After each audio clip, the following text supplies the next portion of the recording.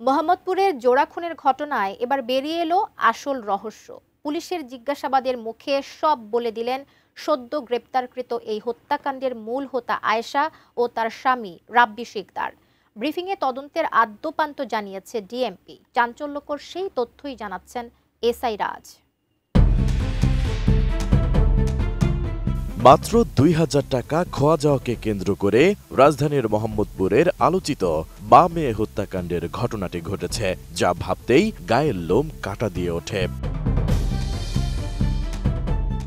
বৃহস্পতিবার দুপুরে ডিএমপির অতিরিক্ত police commissioner SN Mohammad Nazrul Islam এক সংবাদ সম্মেলনে এ তথ্য জানান। তিনি বলেন, আগের দিন কাজে এসে ২,০০০ টাকা চুরি করে ধরা পড়ে গৃহকর্মী আয়েশা। এ নিয়ে বাকবিতণ্ডা হয় গৃহকর্ত্রী লায়লা আফরোজের সঙ্গে। তাই পরের দিন একটু দেরিতে এবং সব প্ল্যান করে ৭টা৫১ বিল্ডিংটিতে প্রবেশ করে সে। ডিএমপি জানায়, আগের দিনের বাকবিতণ্ডায় ক্ষিপ্ত হয়ে পরদিন পরিকল্পিতভাবে বাসা থেকে ছুরি নিয়ে আসে আয়েশা। এক পর্যায়ে কথা কাটাকাটির মধ্যেই লায়লাকে হত্যার উদ্দেশ্যে ছুরিকাঘাত করে সে সময় মেয়ে লাফিসা লাওয়াল বিনতে আজিজ ঘুমেছিলেন। গৃহকর্মীর সঙ্গে মায়ের ধস্তাধস্তিতে তার ঘুম ভেঙে যায় এবং সব দেখে সঙ্গে সঙ্গে ইন্টারকমে দারোয়ানকে ঘটনা জানাতে গেলে তাকেও হত্যা করেন আসামি আয়েশা। আমি বুঝি নির্মাণের শিল্প, সালাম স্টিল বোঝে ডিউরেবিলিটি। সালাম স্টিল, মোস্ট ডিউরেবল স্টিল। তাকে পুলিশে দেওয়ার জন্য সেই গৃহকর্তা তখন স্কুলে ছিলেন, তাকে জানানোর জন্য যখন ফোন করতে উদ্যত হচ্ছিলেন, ঠিক সেই মুহূর্তে সে এসে অ্যাটাকটা করে। এ ঘটনায় আয়েশার স্বামী রাব্বিকেও গ্রেপ্তার করা হয়েছে বলে জানিয়েছেন নজরুল ইসলাম। তিনি জানান, স্বামী রাব্বি হত্যাকাণ্ডের পর আয়েশাকে ঢাকা থেকে পালাতে সাহায্য করে। পুলিশের দাবি, অপরাধের উদ্দেশ্যেই ছুরি নিয়ে সেদিন বাসায় ঢুকেছিলেন আয়েশা।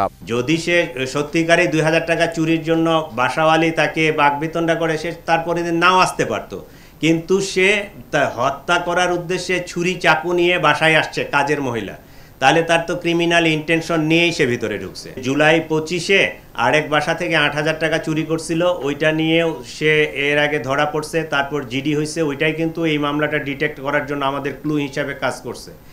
এবং সে তার নিজের বোনের বাসাও চুরি করছে এর আগে। সে হ্যাবিচুয়ালি এই চুরি করে অভ্যস্ত। এ সময় গৃহকর্মী আয়েশার মুখের একটি অংশে পোড়া দাগ নিয়ে গণমাধ্যম কর্মীদের প্রশ্নে তিনি বলেন, প্রাথমিক জিজ্ঞাসাবাদে তারা এ বিষয়ে দুটি তথ্য পেয়েছেন, যেখানে একটি হলো চুরির ঘটনা এবং অপরটি রান্না সংক্রান্ত। তদন্তেই আসল তথ্য বেরিয়ে আসবে।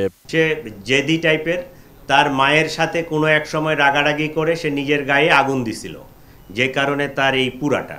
এইটা হলো একটা তথ্য। ২ নম্বর তথ্য আরেকটা আসছে অন্য, আমরা অ্যাঙ্গেল থেকে শুনছি, কোনো এক বাসায় কাজ করার সময় ওই চুলা থেকে আগুন লাগে, তার গলাটা পুড়ছে। এই ২টা তথ্য পাইছি, আমরা এটা ভেরিফাই করতেছি। নাম ঠিকানা ছাড়া কিভাবে আয়েশা ওই বাসায় কাজ পায় জানতে চাইলে ডিএমপির এই কর্মকর্তা বলেন, মুখে পোড়ার দাগ দেখিয়ে কৌশলে সিকিউরিটির মাধ্যমে সে কাজ নেয়। সিকিউরিটি গার্ডকে বলে যে আমার বাপ নাই, মা নাই, কেউ নাই, আমি পুড়ে গেছি, এই যে দেখেন আমার গলার পুড়া, তো আমাকে একটা কাজ জোগাড় করে দেন। ওই বাসার সিকিউরিটি গার্ডগুলো এরাও একটু বোকামির মনে হয় পরিচয় দিছে যে একটা লোককে কাজের জন্য আমি দিব, তার নাম ঠিকানা কোনো কিছুই জানবো না, বিষয়টা এরকম হওয়া উচিত না। পুলিশ বলছে, এর আগেও একাধিক চুরির ঘটনা ঘটিয়েছেন অভিযুক্ত। তার বিরুদ্ধে চুরির একটি মামলাও রয়েছে। সেই চুরির ঘটনায় পাওয়া একটি নম্বরের সূত্র ধরেই বরিশালের ঝালকাঠি জেলার নলছিটি এলাকায় তার দাদা শ্বশুর বাড়িতে অভিযান চালিয়ে তাকে এবং তার স্বামীকে গ্রেপ্তার করে আইনশৃঙ্খলা রক্ষাকারী বাহিনী। এদিকে পুলিশের আবেদনের প্রেক্ষিতে গ্রেপ্তার গৃহকর্মী আয়েশাকে ৬ দিন এবং তার স্বামী রাব্বিকে ৩ দিনের রিমান্ড দিয়েছেন আদালত। বৃহস্পতিবার ঢাকার মেট্রোপলিটন ম্যাজিস্ট্রেট মাহবুবুল আলমের আদালত শুনানি শেষে এ আদেশ দেন। এসআই রাজ, এটিএন নিউজ, ঢাকা।